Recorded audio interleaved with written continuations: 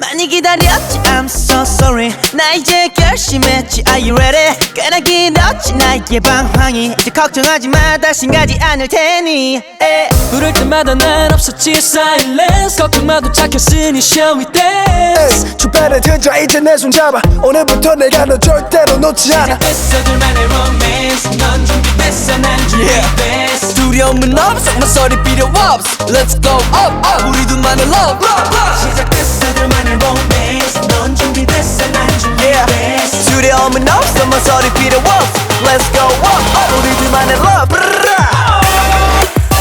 Never never never gonna let you go 다시 너를 떠나지 않아 걱정하지 마 baby you are my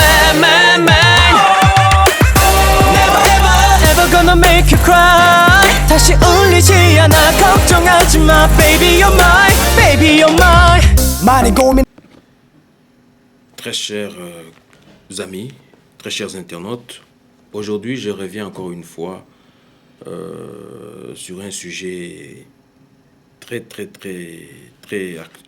qui est de l'actualité, qui fait l'actualité en ce moment précis, qui est le rapport de force entre le flux migratoire et la migration.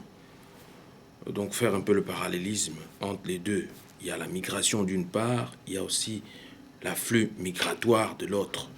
Et je vais juste essayer un peu de donner mes impressions sur cette crise et c'est un peu d'actualiser, de contextualiser et tout ce qui se passe actuellement, les informations. Vous savez, actuellement, il y a les États-Unis qui ont changé de président.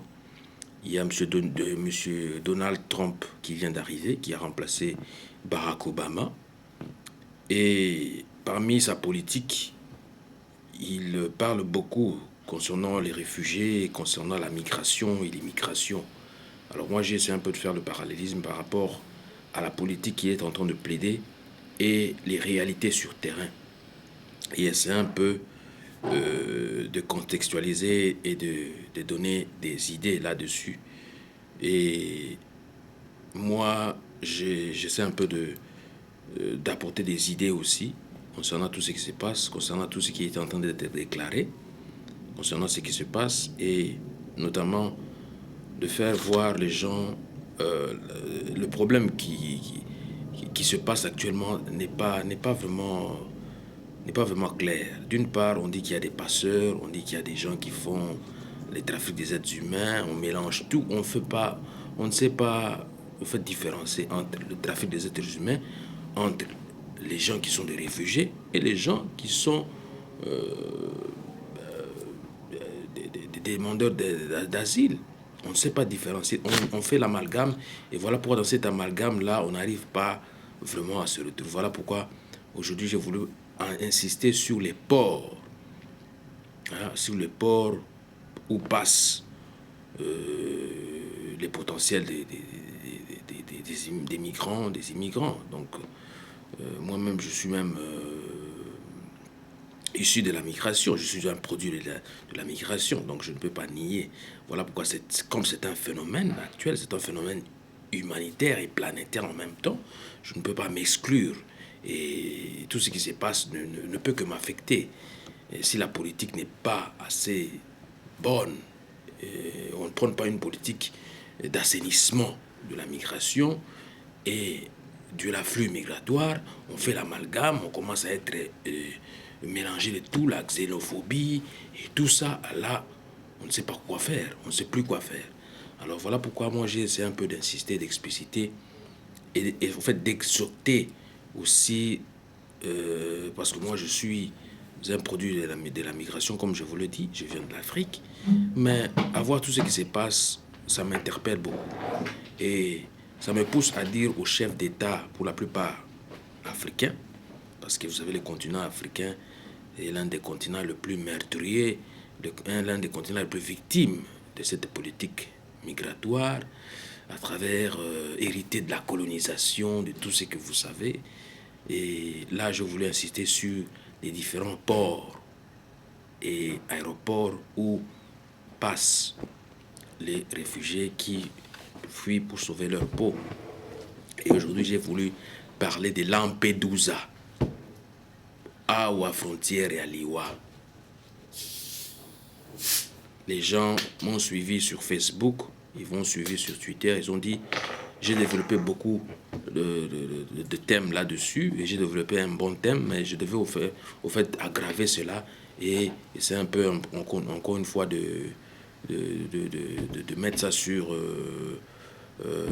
vidéo, et c'est un peu de passer le message pour essayer un peu d'être mieux compris et d'échanger avec les autres aussi. Merci pour le message que vous avez envoyé, mais moi, je considère Lampedusa, je considère Marseille, je considère bon nombre de ports où passent les réfugiés comme des ponts qui relient les peuples simplement. Je ne les considère pas comme ceux qui considèrent les autres, quoi, qui sont contre la migration. Non. La migration réussit. La preuve en est que nous avons des chefs d'État aussi qui sont passés par la migration, qui sont des fruits de l'immigration. Leurs pères ont immigré, et eux-mêmes ils sont issus de la migration. On ne peut pas nier cela. Voilà pourquoi j'ai dit le drame de la traversée risquée en pleine Méditerranée, entre l'Afrique et l'Europe, l'Amérique, l'Asie, ainsi de suite, commence de plus en plus à prendre de l'ampleur avec ces lots de morts enregistrés à chaque tentative de traverser sur des embarcations d'infortune. En effet, Lampedusa constitue le principal carrefour de l'immigration clandestine et le centre de concentration où la gravité de risque de traverser la mer devient minimisable pour certains Africains, ancrés d'un désir accru de nourrir un espoir latent ou patent, je ne saurais le dire, que l'Europe fait partie d'un Eldorado où tout baigne comme si de rien n'était. À la fin, c'est l'Afrique et les Africains qui souffrent des tragédies et des crimes abominables en permanence vu le statut de victimisation dont ils sont toujours objets, partant de l'époque coloniale où leurs ancêtres étaient dépeuplés de force pour venir faire des travaux forcés pour construire l'Europe, les Amériques, ainsi de suite. Depuis plus de 600 ans, vous le savez, les Occidentaux ont gravé dans leur mentalité l'art du crime, de l'extermination des peuples, de pillage des ressources naturelles, de l'esclavage pour leurs propres enrichissements d'abord. On veut bien. M. Trump est en train de plaider les États-Unis d'abord, les Américains d'abord, mais on voit, si on remonte d'où vient ces termes-là, donc les Occidentaux ont gravé dans leur mentalité l'art du crime, de l'extermination des peuples, du pillage des ressources naturelles, de l'esclavage, pour leurs propres intérêts et leur propre enrichissement d'abord. L'art de la domination des autres peuples. En même temps, l'art de détruire les autres peuples lors de la traite des Noirs et la négation d'alors de leur humanisation. Ancré du complexe de supériorité qui les pousse à détruire les autres, les déposséder de leurs terres, de leurs biens, les exterminer, etc., etc.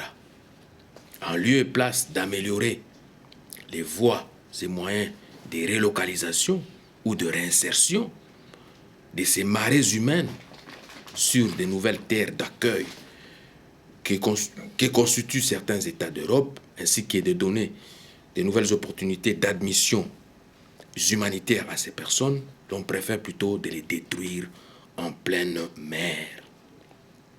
En lieu et place d'assouplir leur politique de visa, de rechercher des moyens de sauvetage ainsi que d'améliorer les programmes de regroupement familial au plus tôt, au plus vite, ils refusent obstinément de sauvegarder l'humanité. Nous constituons tous l'humanité, la chaîne de valeur. Nous nous posons des questions. de manière sérieuse, à savoir pourquoi avoir imposé à mon pays, la République démocratique du Congo, le Zaïre d'alors, d'accueillir sur son territoire de l'Est plus d'1 million de réfugiés venant du Rwanda, sans le moindre contrôle d'identité, de savoir qui est qui fait quoi, qui vient d'où. Pourquoi à cette époque-là? Pourquoi? Je me pose des questions. On doit se poser des questions.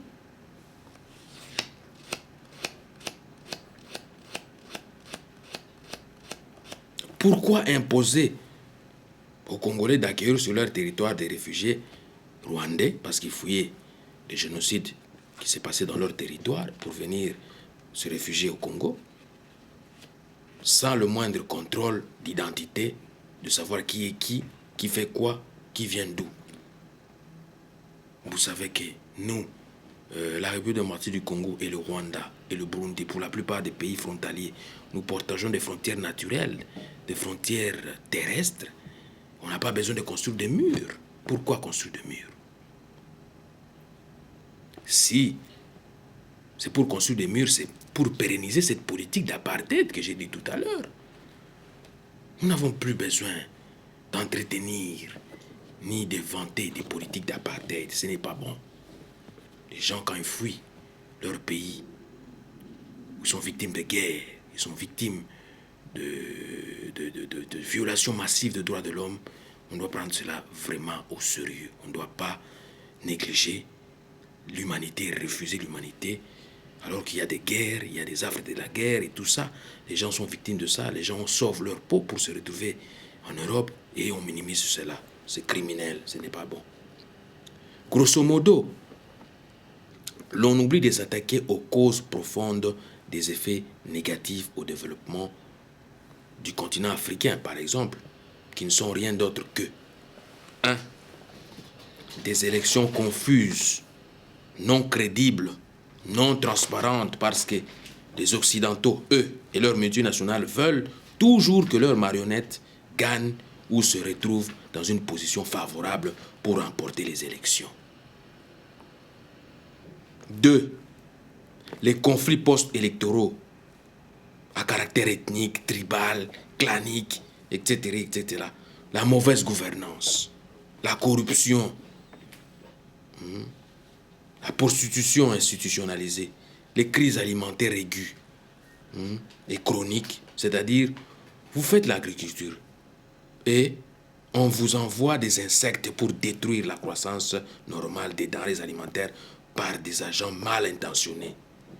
Vous voyez, vous faites l'agriculture pour développer votre agriculture, par exemple le continent africain pour la plupart. Vous voyez, on vous envoie des insectes là pour détruire vos produits là. Vous allez manger quoi? Vous allez crever de faim. La pauvreté aiguë, alors que nous ne sommes pas pauvres, mais on veut toujours dire que vos dettes là, vos dettes, le FMI là, ils nous disent que vous êtes des dettes, endettés depuis quand? Et qui ont volé l'argent pendant la colonisation. Les politiques arbitraires qu'ils ont fait là-bas. Est-ce qu'ils ont payé ça? Non. Soyons clairs et nets. Voilà pourquoi je dis la pauvreté aiguë alors que nous ne sommes pas pauvres, mais les gens veulent nous imposer la pauvreté. La précarité, comme pour dire l'insécurité, la souffrance. La souffrance. Les gens souffrent pour des maladies, ils meurent même pour des maladies qu'on ne meurt même pas. C'est grave. C'est très très grave. C'est très grave. Il faut remédier à ça. Des systèmes pédagogiques médiocres. Aujourd'hui, le Kadhafi n'est plus, mais il plaidait pour les États-Unis d'Afrique. Il le savait pourquoi. Quand nous sommes unis, nous travaillons ensemble pour notre développement commun. Nous n'aurons pas de guerre. Nous n'aurons pas de famine. Nous ne serons pas victimes des crimes venant d'outre-mer, non. Il plaidait cela à travers le panafricanisme. Nous devons être solidaires entre nous. Le panafricanisme, c'est quoi? Beaucoup ne savent pas ce qu'est le panafricain. Le panafricain, c'est la solidarité africaine, simplement. Nous devons être solidaires entre nous. Pourquoi se créer des guerres? Pourquoi? Pour quelles raisons? Un système pédagogique médiocre. Depuis qu'on vous a laissé, les colonisateurs vous ont laissé avec des systèmes éducatifs médiocres, là où on utilise d'autres langues, mais ce sont des génocides intellectuels qu'il faut se débarrasser, des chaînes qu'il faut se débarrasser. Étudier à travers vos langues nationales, vos dialectes là, c'est ça. Il ne faut pas aller se faire, bon, on veut bien la francophonie, on veut bien l'anglophonie, les anglophones et tout ça, tout ce que vous voulez, mais l'ingalaphonie aussi, swahiliphonie, kikongophonie, chilubaphonie aussi, allons-y voir. Il y a un piège là-bas. Donc les systèmes éducatifs hérités de la colonisation doivent changer. Il faut que les gens puissent commencer à étudier à travers leur langue nationale et leur dialecte. C'est très important. Développer les langues nationales, on ira trop loin avec ça. Regardez l'exemple de la Chine. Est-ce que les Chinois sont complexés à travers les Anglais, les Français? Non. Ils parlent que leur langue. Voilà pourquoi le chinois est la langue la plus parlée au monde. Donc utilisez vos langues là, changez vos systèmes d'éducation et pédagogique pour se développer au plus tôt et plus vite. Le taux de chômage trop élevé chez les jeunes. Sous-emploi généralisé. Le chômage populaire, c'est devenu populaire. Pourquoi? Parce qu'on ne crée pas d'emploi. Les déforestations, nos forêts, il n'y a que la forêt équatoriale et la forêt amazone qui nous restent. Il faut vraiment militer pour la préservation de ces forêts-là. Si on continue à couper des arbres et en faire tout ce qu'on veut comme meubles, je ne sais pas moi quoi, mais on va rester avec quoi? Vous ne voyez pas que la biodiversité est menacée? Alors, contrôlons les gens, les multinationales qui viennent dans nos pays pour faire les politiques de déforestation. Ce n'est pas bon. L'absence remarquée et remarquable des Africains sur la scène des affaires mondiales. Vous voyez, les minéraux avec lesquels on fabrique, par exemple, les GSM, les ordinateurs portables, à travers plusieurs multinationales, les compagnies européennes, et ainsi de suite. Mais la source d'extraction, on oublie ça. C'est criminel quand même. Ça vient d'où? Au lieu de vanter le pays d'où viennent ces minéraux-là, non, on vante ces multinationales-là. À travers ces politiques de déforestation, de pillage de matières premières, des minéraux venant de l'Afrique et des pays africains pour leurs propres intérêts. Vous voyez la source d'extraction, par exemple, du pétrole. Le pétrole qui vient du Nigeria. La cassitérite, le coltan qui vient du Congo. Mais on ne parle jamais du Congo comme source d'extraction. On parle seulement des multinationales qui vendent ça. Mais c'est criminel, allez-y voir. Vous voyez que nous vivons dans des pièges, dans des clichés. Le manque ou la carence notoire de la dernière technologie concernant les appareils électroniques en vue de pallier aux problèmes administratifs. Voyez-moi ça. Donc, vous manquez même la technologie. Mais toutes ces matières premières viennent de la source d'extraction. Mais la source d'extraction, les pays d'où viennent ces minéraux-là, il manque même des ordinateurs. On les envoie des bilocotos. C'est criminel ce que vous faites là. Envoyer des histoires vraiment pimpant neufs. Pas des bilocotos. C'est pas bon. Les maladies pandémiques, les endémiques comme le sida, malaria, virus, d'Ebola et tout ça, c'est provoqué, c'est voulu. Si on ne prend pas des mesures adéquates pour remédier à ça, mais nous allons souffrir. Nous allons souffrir. Et les gens mourront tout le temps. Ils n'iront pas de loin. La sécurité des États africains. Qui s'en charge? Voyez-vous, il y a des pièges. Il y a des pièges. Ou si rien n'est fait, mais... voilà pourquoi je me pose la question. Pourquoi l'Afrique ne se développe pas? Donc, tant que les grandes industries de transformation ne seront jamais ramenées en Afrique, qui est la source d'extraction de tous les minéraux utiles pour la technologie aéronautique, de l'électronique, ainsi de suite, nous pouvons dire, bien que nous pouvons dire, le développement ne sera jamais à l'ordre du jour pour les générations qui viennent après. Il ne faut pas se faire des utopies, mais il faut être réaliste. La politique occidentale vise toujours la destruction totale ou partielle de l'émergence africaine, du développement africain. Ça, il ne faut pas se le cacher. À travers la rusée occidentale, c'est-à-dire, ils viennent toujours piller vos minéraux, les ramènent chez eux, en Europe ou en Occident, et les transforment. Et en retour, ils vous les vendent à leur prix, à prendre ou à laisser. C'est à vous arbitrairement. C'est ce qui régit leur intention, l'intention occidentale. C'est la domination sur tous les plans. Alors que c'est nous qui devions normalement dominer, parce que les minéraux viennent de l'Afrique. Mais c'est le contraire qu'on vit. C'est le contraire. Donc la source de l'extraction, nous devons être intelligents et changer des politiques maintenant. Dire que la politique migratoire doit changer. Nous ne voulons pas de la xénophobie, nous ne voulons pas de la haine, mais nous voulons qu'il y ait vraiment de la considération pour les migrants, pour les réfugiés, pour les gens qui fuient leur pays pour une raison ou une autre, pour sauver leur peau. On doit prendre cela au sérieux. Sauvons l'humanité. Je vous remercie.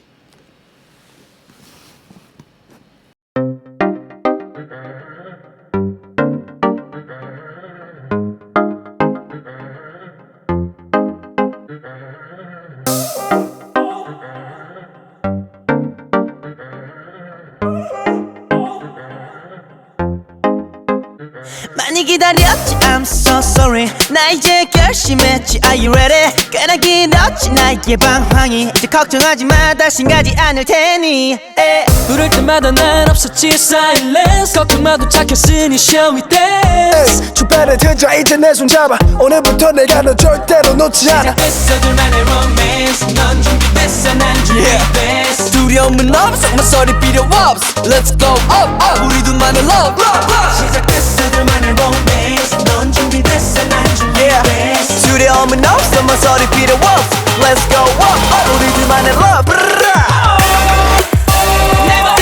Never gonna let you go 다시 너를 떠나지 않아 걱정하지 마 Baby you are mine Never gonna make you cry 다시 울리지 않아 걱정하지 마 Baby you're mine Baby you're mine 많이 고민 Mesdames, Mesdemoiselles et Messieurs, je vous suis très reconnaissant pour cette tranche que vous me donnez, la permission de venir dans vos maisons et dans vos milieux pour essayer un peu de passer le message d'aujourd'hui. Aujourd'hui, j'ai voulu vraiment seulement insister sur l'application de la Convention internationale sur la protection des droits des travailleurs migrants, mondialement parlant. Parce qu'à voir tout ce qui se passe dans le monde, un peu partout dans le monde, dans certains pays développés et en voie de développement, les migrants, semble-t-il, ne sont pas les bienvenus. Alors voilà pourquoi je souhaite en tout cas que les États puissent mettre en œuvre la Convention internationale sur le droit, sur la protection des droits des travailleurs migrants. Des millions de personnes dans le monde sont victimes d'atteintes de droits humains en raison de la médiocrité des pratiques des entreprises et des réglementations laxistes des gouvernements. C'est le cas des conditions de beaucoup d'entreprises anglaises et britanniques qui ne respectent pas ou plus les normes mondiales concernant même la Convention internationale sur la protection des droits des travailleurs migrants, qui deviennent de nos jours victimes d'exclusion délibérée du système d'aide sociale et du chômage en Angleterre. Car après avoir travaillé quelques 6 mois ou une année, j'ai fait des sondages. Il y a aussi des compatriotes qui travaillent là-bas. Ils m'ont demandé de pouvoir en parler. J'ai fait des sondages. Donc, car après avoir travaillé quelques 6 mois ou une année, vous ne pouvez même pas bénéficier de droits de chômage, de logement ou de soins médicaux par la simple raison que vous êtes des ressortissants européens. On veut bien, vous prônez pour le Brexit, mais c'est très bien, vous sortez de l'Europe. Mais vous aurez toujours besoin de la main d'œuvre.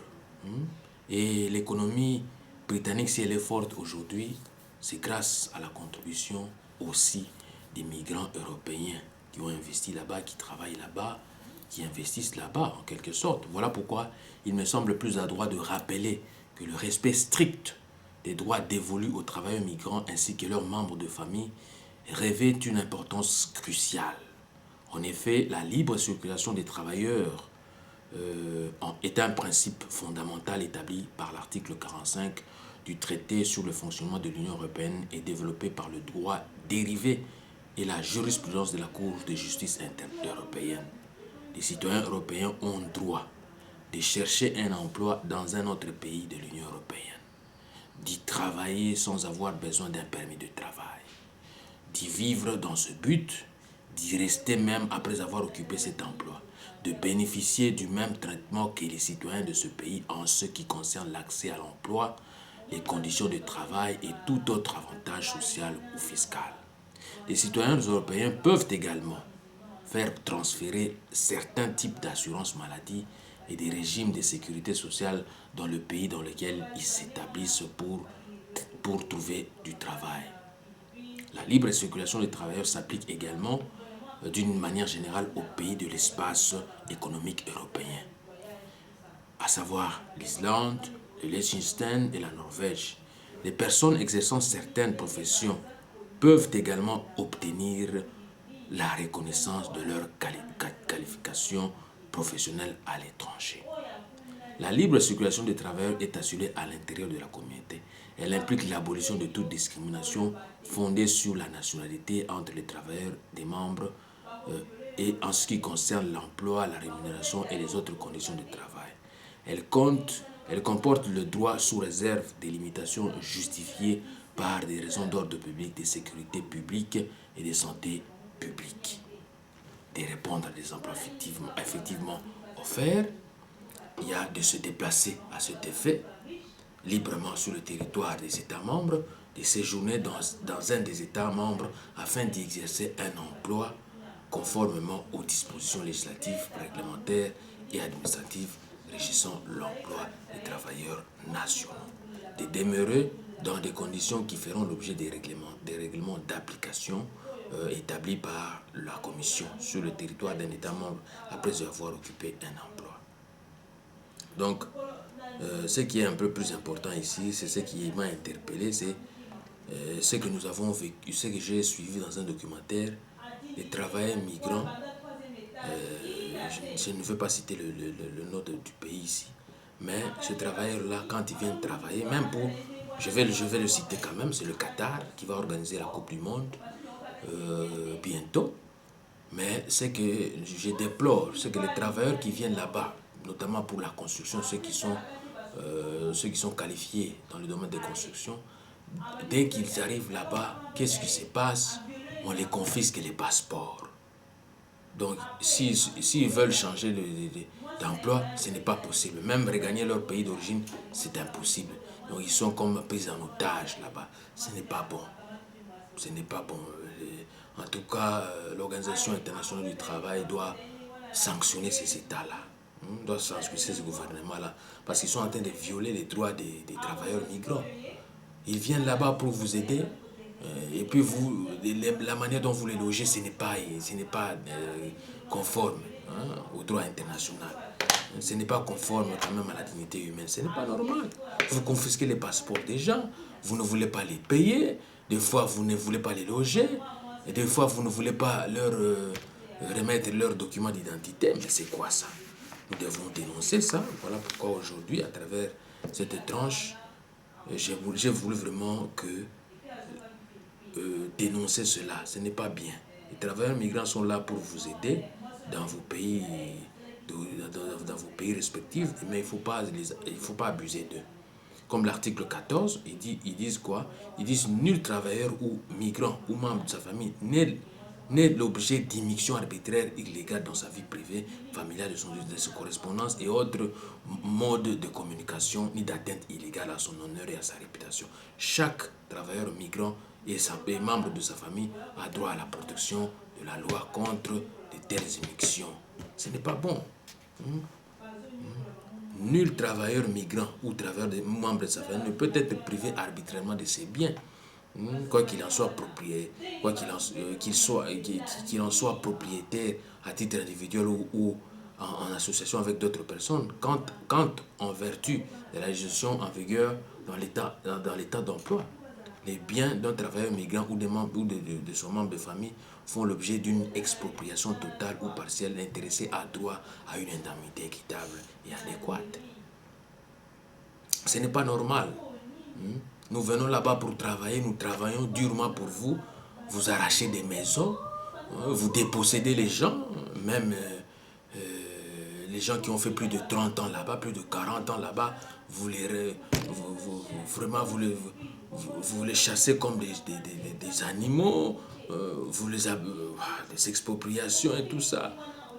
Les maisons à crédit qu'on avait pris, vous les ravissez comme ça, ce n'est pas normal. Nous devons dénoncer cela. Voilà pourquoi nous n'allons pas laisser ça. Moi, je vais dénoncer ça avec certains membres de mon organisation. Nous n'allons pas laisser ça comme ça. Voilà pourquoi nous sommes debout et nous allons en parler. Et aujourd'hui, à cet effet, j'ai voulu vous présenter encore une fois ce journal qui parle des migrants et de leurs droits. Ça s'appelle Le Bienvenu. Ça s'appelle Le Bienvenu. Donc c'est un journal qui parle de la condition inhumaine et dégradante des migrants dans certains pays d'Europe, dans certains pays en voie de développement et des pays développés. Ça parle de leurs conditions, ça parle de la manière dont on les traite un peu partout dans le monde. Et c'est ce qui n'est pas bon. C'est ce qui n'est pas bon. Voilà pourquoi moi je martèle ici. En tout cas, le droit de vivre en famille est un droit fondamental pour tout le monde. Ce droit est consacré par l'article 8 de la Convention européenne de sauvegarde des droits de l'homme et des libertés fondamentales pour tous, belges comme étrangers. Que vous soyez belge ou étranger, vous devez savoir que vous avez vos droits.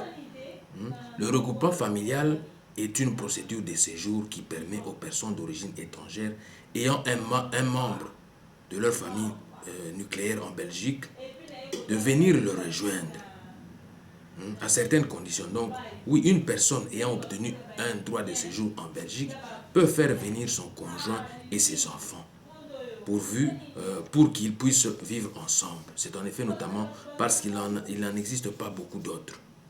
Donc, la principale voie d'entrée légale sur le territoire belge, environ 50% des titres de séjour accordés le sont pour des raisons familiales. C'est pour des raisons familiales qu'on accorde ce droit-là de séjour. Ce n'est pas pour d'autres raisons. Voilà pourquoi on doit respecter quand même l'article 8. L'article 8 de la Convention européenne de sauvegarde des droits de l'homme et de la Déclaration universelle des droits de l'homme y insiste beaucoup. Et cela ne se fait pas en claquant les doigts comme ça. Non. Les critères pour pouvoir faire venir un membre de sa famille sont très stricts. Très, très stricts. Il faut disposer de suffisamment de ressources financières. Donc, il faut travailler. Il faut avoir un logement adéquat pour accueillir la famille et les membres. Ce n'est pas seulement comme ça, vous n'avez pas de maison, vous n'avez pas de toit, vous voulez accueillir les membres de famille, c'est impossible. Même si les conditions ont été assouplies pour les réfugiés et les bénéficiaires de protection subsidiaire, les procédures durent de longs mois et ont un coût peut-être très élevé. Redevance administrative de 160 €, de 180 € par personne, frais d'ambassade y compris, frais de législation, les documents d'état civil, tests d'ADN et tout ça. De nombreux migrants arrivent seuls et entament ensuite une démarche de regroupement familial, plutôt que de devenir directement en famille. Pourquoi? Parce que très souvent, comme le dit le journal, le parcours pour parvenir en Europe est particulièrement dangereux et coûteux. Traverser par la mer via des passeurs, longues marches dans les déserts, ce n'est que lorsqu'il a la possibilité de construire un avenir meilleur, quelque part, que le migrant va pouvoir faire venir sa famille par la voie sûre et légale du regroupement familial. Voilà pourquoi nous avons insisté. Beden Vision, moi en tant que président de Beden Vision, nous sommes en train de travailler.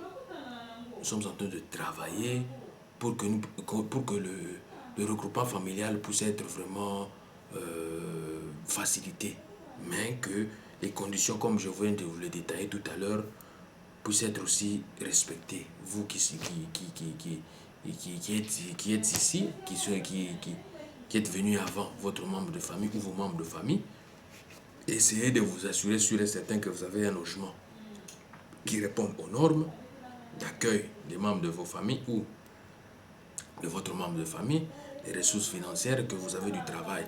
Quand vous n'avez pas du travail, sachez-le que c'est vraiment difficile pour vous de pouvoir bénéficier de ces avantages-là. Voilà, bref, moi tout ce que j'avais à dire aujourd'hui, que vraiment l'exploitation des travailleurs migrants, nous en avons marre. Ça doit cesser. Ça doit cesser. Brexit, on veut bien, on est sorti, mais arrêtez d'exploiter les gens. Je vous remercie. 두려움은 없어 목소리 필요 없어 Let's go up up 우리 둘만의 love 시작됐어 둘만의 romance 넌 준비됐어 난 준비됐어 두려움은 없어 목소리 필요 없어 Let's go up up 우리 둘만의 love Never gonna let you go 다시 너를 떠나지 않아 걱정하지 마 Baby you are mine Never gonna make you cry 다시 울리지 않아 걱정하지 마 Baby you're mine 많이 고민 Chers internautes, vous qui me suivez à partir de ma chaîne, merci encore une fois pour cette occasion que vous me donnez pour venir dans vos maisons. Aujourd'hui, j'ai voulu vraiment parler d'un phénomène vraiment qui se fait de plus en plus parler de lui. C'est le phénomène, c'est le trafic des êtres humains, communément appelé en lingala affaire Ngulu. Donc je vais mélanger aussi et le français et le lingala pour la meilleure compréhension de tout le monde, parce que dans notre milieu on intervient toujours avec les deux langues pour essayer un peu d'être un peu plus clair concernant le trafic des êtres humains. Et comme vous le savez, aujourd'hui dans les journaux qui ont paru, en tout cas on parle de ce phénomène beaucoup, et surtout du phénomène des migrants qui sont devenus des esclaves au niveau de la Libye, du Niger. Donc c'est un phénomène qui parle de lui, qui parle de l'actualité. Alors voilà pourquoi aujourd'hui j'ai voulu un peu parler de ce phénomène qu'on appelle le trafic des êtres humains, communément appelé affaire Ngulu. Et c'est un peu de donner des suggestions concernant ce thème, parce que ça fait parler de lui. Donc, le trafic des êtres humains, c'est un phénomène ancien et constant. Malgré les diverses abolitions, ce phénomène s'est développé à nouveau depuis le début des années 90, donc des années 90, sur tous les continents. Ce n'est pas seulement sur le continent africain, donc dans tous les continents du monde. Il consiste à réduire les individus à l'état d'esclaves et à les exploiter au maximum, et cela pour en tirer un profit financier. Donc, le but poursuivi derrière tout ça, c'est l'argent. C'est un phénomène vraiment complexe, le trafic des êtres humains. Voilà pourquoi j'ai voulu un peu en parler aujourd'hui, parce que vraiment ça fait mal, quoi. Donc plusieurs techniques sont utilisées par les trafiquants pour y parvenir. Il y a d'abord le dol, qu'on appelle la tromperie, la corruption, la violence, la contrainte, la séquestration. Il y a les chantages, menaces, privation de liberté, confiscation des pièces d'identité. Il y a le viol, il y a la torture psychologique et physique, etc. Ce trafic prend souvent la forme d'une traite des êtres humains qui peut être pratiquée dans le pays d'origine. Cependant, la plupart du temps, les victimes sont déplacées vers d'autres pays. Donc, comme au Congo par exemple, il y a la guerre au niveau de la partie est, ou dans le Kasaï, il y a les populations qui se déplacent. Et à partir de là, il faut savoir qu'à travers chaque conflit qui naît, et il y a aussi ce trafic qui prend corps, qui naît à partir de là. Parce qu'à partir de là, il y a des des populations vulnérables, hein, telles qu'il y a les enfants, il y a les femmes enceintes et tout ça. Quand ils sont là, c'est vraiment difficile pour qu'ils puissent se défendre. Voilà pourquoi vous voyez que ce trafic-là des êtres humains prend corps et puis de là ça part et ça se développe petit à petit. Donc la traite des êtres humains est définie par la Convention du Conseil de l'Europe sur la lutte contre la traite des êtres humains comme le recrutement, le transport, le transfert, l'hébergement ou l'accueil des personnes par la menace de recours ou le recours à la force ou à d'autres formes de contraintes, par enlèvement, par fraude, par tromperie, hein, par d'autres moyens qu'on connaît, par abus d'autorité aussi, ou d'une situation de vulnérabilité, comme je vous l'ai dit tantôt là, ou par offre ou l'acceptation des paiements ou d'avantages pour obtenir le consentement d'une personne ayant autorité sur une autre personne, sur une autre aux fins d'exploitation. Donc l'exploitation comprend au maximum l'exploitation de la prostitution d'autrui, hein, ou d'autres formes d'exploitation sexuelle, le travail ou les services forcés, l'esclavage ou les pratiques analogues à l'esclavage, la servitude ou le prélèvement d'organes et tout ça. Donc ce texte précise que ce trafic est totalement interdit, même avec le consentement des victimes. Des textes additionnels y adjoignent le commerce des enfants dans les cas des trafics d'adoption, etc., etc. Donc aujourd'hui, je veux juste mentionner l'actualité actuelle. On parle de ce phénomène-là au niveau de la Libye. Les migrants sont victimes d'esclavage. L'Organisation internationale pour les migrants au Niger et en Libye a dénoncé l'existence d'un trafic d'êtres humains. D'après l'organisation, les migrants venus d'Afrique de l'Ouest sont vendus au marché comme des esclaves et font l'objet de rançons. Regardez-moi ça.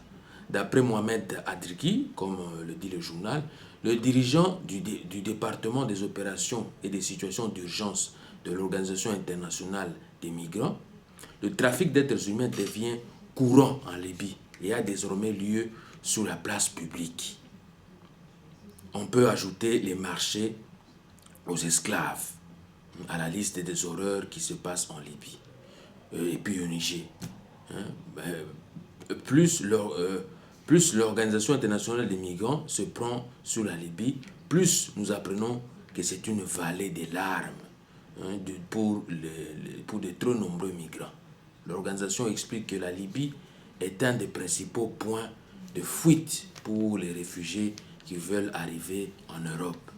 Mais la situation du pays est jugée instable depuis le renversement de Muammar Kadhafi. C'est voulu, c'était voulu, c'était prémédité. Voilà ce qui arrive, les conséquences.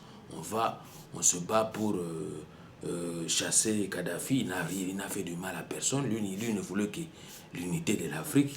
Et voilà ce qui en vient après. Donc, le reste, on ne veut plus s'en occuper. C'est grave, vraiment. Depuis donc, le renversement de Kadhafi en 2011, la Libye a sombré dans le chaos des droits humains sous le fond de non-droit, de violations généralisées et des crimes de guerre commis par les milices et des groupes armés rivaux. Mais aussi face à la menace grandissante représentée par l'État islamique, explique Amnesty International. Donc le retour de l'esclavage maintenant, c'est ce que nous allons développer tout à l'heure. Les chargés d'opération de l'Organisation internationale des migrants au Niger ont diffusé le témoignage d'un migrant sénégalais de 34 ans qui a pu rentrer chez lui cette semaine après avoir été séquestré pendant des mois. D'après l'Organisation internationale des migrants, le migrant sénégalais tentait de se rendre vers le nord à travers le Sahara. Mais quand il est arrivé à Agadez, au Niger, on lui a dit qu'il devait payer 200 000 francs CFA, environ 320 $, pour poursuivre son chemin vers le nord, en direction de la Libye. Un trafiquant lui a alors fourni un hébergement jusqu'au jour du départ de son périple, qui devait se faire en camionnette. une expédition de plus de 2 jours à travers le désert. Lorsque sa camionnette est arrivée à Saba, le chauffeur a déclaré que les intermédiaires ne lui avaient pas payé sa commission. Il les a alors mis en vente dans la ville. Le jeune Sénégalais explique à l'Organisation internationale des migrants avoir été acheté puis conduit dans sa première prison, une maison individuelle où plus de centaines de migrants étaient retenus en otage. Il a raconté que les ravisseurs forçaient les migrants à appeler leur famille au pays. Peut-on lire sur le site de l'organisation. Lors de ces appels, ceux-ci étaient battus pour motiver leurs proches terrorisés à payer rapidement. Donc ils sont pris en otage. On les prend en otage là-bas, donc en fin de compte, on demande des rançons pour le libérer. C'est terrible. Pour être libéré de cette première maison, il devait payer 300 000 francs CFA, environ 480 $, donc aux environs de 500 $, qu'il n'a pas pu récolter. Il a ensuite été acheté par un autre Libyen, mon Dieu, qu'il a amené dans une autre maison plus grande, où un nouveau prix a été fixé pour sa libération. 600 000 francs CFA, donc environ 970 $. Relate l'Organisation internationale des migrants. Le migrant a réussi à réunir de l'argent de sa famille par téléphone. Puis, il a accepté de travailler en tant qu'interprète pour les ravisseurs. Il voulait surtout éviter de nouvelles tortures. Les conditions de détention décrites étaient inhumaines. Les conditions sanitaires étaient horribles et les migrants n'étaient nourris qu'une seule fois par jour. Juste de quoi survivre. Certains incapables de payer ont été tués ou abandonnés à leur sort, condamnés à mourir de faim. C'est terrible ce qui se passe dans ce monde. Voilà pourquoi aujourd'hui c'est un phénomène grandissant que beaucoup ne tiennent pas compte. Voilà pourquoi on doit en parler aujourd'hui quand même au niveau de ma chaîne. Donc la traite des êtres humains est une activité criminelle d'abord. Donc affaire Ngoulou, ils allaient phénomène criminel, kokanga batu, en otage, aux voyager na bango pour surtout les phénomènes moko oyo ba musiciens na biso ba utiliser mingi, les musiciens congolais. Ils utilisent ça fréquemment. Ils viennent avec leurs artistes, leurs danseuses et leurs chanteurs ici. Ils confisquent leurs passeports. Des fois, ils les enferment dans des hôtels ou dans une habitation et ils confisquent leurs documents. Donc, c'est pas bon. Voilà pourquoi nous devons dénoncer cela. Ça doit cesser ce phénomène-là de Ngoulou. Ce phénomène de Ngoulou, il faut ici là. Donc, la traite des êtres humains, c'était une activité criminelle qui générait des profits estimés entre 12 et 32 milliards de dollars américains par an. 2 millions de personnes sont l'objet des trafics, dont 1 million d'enfants sont souvent abusés sexuellement. La traite ne peut généralement être dissociée des flux migratoires internationaux. Donc, comme on en parle maintenant, il y a des flux migratoires un peu partout, même si parfois elles empruntent les mêmes itinéraires. Les victimes sont majoritairement des femmes et des enfants, mais pas exclusivement. Globalement, le sens de ce trafic se fait de pays pauvres vers les pays riches. À ce jour, l'exploitation sexuelle, viol, proxénétisme semble être la forme la plus développée, du moins la plus visible et la plus stigmatisante pour les victimes. Les traites négrières, également appelées traite des nègres ou traite des noirs, désignent des commerces d'esclaves dont ont été victimes par millions de populations de l'Afrique de l'Ouest, Afrique centrale, Afrique australe durant plusieurs siècles. Donc ça, c'était à l'époque. On distingue 3 types: la traite orientale, la traite occidentale et la traite intra-africaine. La traite orientale, c'est-à-dire les négriers sont de diverses origines, berbères et tout ça. La traite occidentale, également appelée commerce triangulaire. était un moyen d'échange entre Europe, Afrique et les Amériques pour assurer la distribution d'esclaves noirs aux colonies du Nouveau Monde, c'est-à-dire l'Amérique, pour approvisionner l'Europe en produits de ces colonies et pour fournir à l'Afrique des produits européens et américains. C'est terrible ce qui s'est passé. Il y a aussi, à partir de là, il y a aussi d'autres trafics qui naissent. À partir de là, il y a le trafic d'organes. Parmi les formes où le trafic d'êtres humains figure aussi le trafic d'organes, qui consiste à vendre illégalement les organes ou des tissus humains prélevés sur des personnes vivantes ou décédées. C'est terrible. Trafic d'immigrés clandestins, c'est là où ça naît encore. Les anglo-saxons utilisent deux termes bien distincts pour exprimer l'un ou l'autre. Pour le trafic illégal des migrants, ils parlent de smuggling. Smuggling. Et pour la traite des êtres humains, ils utilisent le terme trafficking. Ce qui différencie l'un de l'autre, ce sont les finalités des trafiquants. Les premiers people smugglers, passeurs, s'en tiendront à un contrat consistant à faire passer des frontières jusqu'à la destination finale en échange d'une somme définie à l'avance. Une fois cela fait, autant les passeurs que les migrants ne chercheront pas à se voir. Donc Moussa le Salami, Devambana, Alokei, Mbokanayo, il passe à Sisi Masolona. Il en va tout autrement la traite des êtres humains. Les organisations criminelles vont créer un lien de dépendance durable chez leurs victimes, même si elles peuvent parfois utiliser des filières d'immigration clandestine. Il y a perte de liberté à l'instar de l'esclavage. Il est une des variantes de la traite. Tous les stratagèmes seront bons pour les exploiter le plus longtemps possible avec un maximum de profit. C'est terrible, ces trucs de trafic des êtres humains.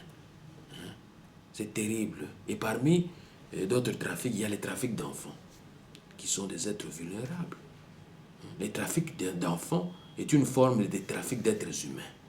Il s'agit d'une activité criminelle encore, qui porte atteinte aux droits de l'enfant. L'Organisation internationale du travail définit le trafic d'enfants comme toute pratique en vertu de laquelle une personne de moins de 18 ans est remise, soit par ses parents, soit par son tuteur, à un tiers, contre paiement ou non, en vue de l'exploitation de la dite personne ou de son travail, ainsi que de tout acte de commerce ou de transport dont la dite personne ferait l'objet. Les causes sont diverses, du contexte socio-culturel à celui politique et économique. Il y a aussi la pauvreté et le conflit armé, etc. Les victimes sont abusées pour le travail forcé, l'exploitation sexuelle et l'enfant soldat à travers les frontières pour lutter contre ce crime. La coopération multisectorielle et la mesure internationale sont nécessaires. Le trafic d'enfants et le recrutement, le transport, le transfert, l'hébergement ou l'accueil d'un enfant pour l'objectif d'exploitation. Dans ce contexte, l'Organisation internationale du travail définit l'enfant comme personne âgée de moins de 18 ans. Dans la Convention 182 de l'Organisation internationale du travail de 1999-1991, Convention concernant l'interdiction des pires formes de travail des enfants et l'action immédiate en vue de leur élimination. C'est terrible, c'est terrible. Donc, le trafic des êtres humains, c'est vraiment vaste, très chers amis, très chers internautes, vous qui me suivez dans ma chaîne, c'est vraiment terrible, surtout l'exploitation sexuelle. Pour la Convention internationale pour la répression de la traite des femmes et des enfants, pornographie infantile, etc., les enfants sont très vulnérables de l'exploitation sexuelle, surtout dans la situation du conflit. En 2004, l'UNICEF a estimé que 40% de toutes les femmes et les filles avaient été abusées au Libéria. De plus, la moitié des femmes et filles sierra-léonaises avaient subi des violences sexuelles. Selon l'Organisation internationale du travail, 1,39 million de personnes sont victimes de l'exploitation sexuelle à des fins commerciales. Et 40 à 50% d'entre elles sont des enfants.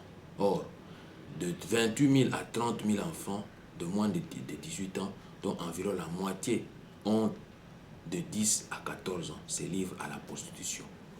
Par exemple, en Afrique du Sud, dans d'autres pays. En effet, les filles sont influencées de manière disproportionnée et sont victimes de la traite, en particulier pour l'exploitation sexuelle, commerciale et le travail domestique des enfants. L'Organisation internationale du travail définit l'exploitation sexuelle commerciale des enfants s'entend comme toutes les activités suivantes. L'utilisation des garçons, filles et adolescents dans des activités sexuelles rémunérées en espèces ou en nature, généralement appelées de la prostitution enfantine, dans la rue ou dans les établissements tels que les maisons closes, des discothèques, des salons de massage, des bars, des hôtels, des restaurants, entre autres. La traite des garçons, filles et adolescents à des fins d'exploitation sexuelle commerciale, le tourisme sexuel avec des enfants, la production, promotion et distribution de pornographie impliquant des enfants et l'utilisation d'enfants dans des spectacles sexuels publics ou privés, tout ça. Particulièrement des migrants féminines et travaux des enfants sont souvent associés à la prostitution, à l'exploitation, voire à des formes d'esclavage moderne. Des enfants et des femmes de l'ouest de l'Afrique sont victimes de la traite dans la région et en Europe. Le Moyen-Orient et la péninsule arabique. Or, l'augmentation de la prostitution locale concernant les migrations des rurales vers les villes. C'est terrible, c'est terrible. Les enfants soldats, par exemple, au Congo, voilà, on en vient. Les enfants soldats en République démocratique du Congo. L'UNICEF estime que 250 000 enfants sont toujours exploités dans le cadre des conflits armés dans le monde. Les enfants sont kidnappés des écoles, dans la rue, même chez eux. De plus, il y a une assertion de tous les enfants soldats, à l'exception de ceux qui sont actifs, enrôlés dans les milices de protection des communautés locales, telles que les Maï Maï, dans la République démocratique du Congo, sont victimes de la traite des enfants. Et il explique que c'est la raison que le mouvement d'un enfant d'un champ de bataille ou camp à l'autre entraîne toujours des degrés divers de la tromperie, des manipulations ou de force. Donc tout enfant, garçon ou fille de moins de 18 ans qui fait partie de quelle sorte de la force armée, régulière ou irrégulière, ou d'un groupe armé, en toute capacité y compris, mais sans s'y limiter. Donc on a fait des cuisiniers, des porteurs, des messagers, et n'importe qui accompagne ces groupes autres que les membres de la famille. C'est terrible vraiment ce qui se passe vraiment au Congo. Et personne n'en tient compte. Personne alors n'en tient compte. Voilà pourquoi aujourd'hui j'ai voulu vraiment insister. Ça fait vraiment très mal. Ça fait vraiment très mal. Donc, trafic, affaire Ngulu, comme on dit en lingala, il faut ici là. Il faut ici là. Et nous devons faire en tout cas le nécessaire pour dénoncer cela et mettre fin au trafic des êtres humains dans notre pays. Donc nos musiciens doivent cesser ces pratiques-là. Ce n'est pas bien. Ce n'est pas bien. Donc cesser ces pratiques-là. Donc voilà pourquoi aujourd'hui, j'ai voulu en parler un peu, mais nous allons développer ça dans des prochaines occasions parce que c'est de l'actualité. Donc affaire Ngulu, c'est à suivre. Merci beaucoup.